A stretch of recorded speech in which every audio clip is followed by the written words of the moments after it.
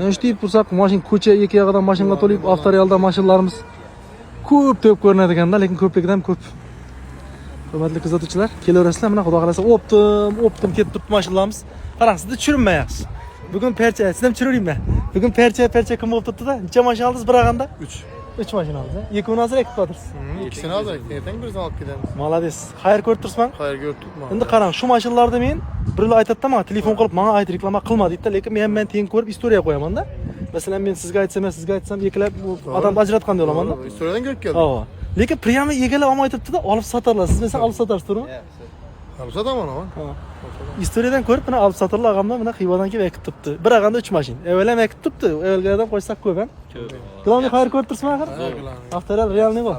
Dokumentam zo'r bitib. Zor. Mana o'sha dokumentlari shu yerda turganingizda bir odam olibsizmi? Yo'q. O'zimiz bir narsani sug'urtalarni chaldirib berib turibmiz. Bemalol kelaverasizlar, xudo xolasa. Og'amlar zo'r taklif aytib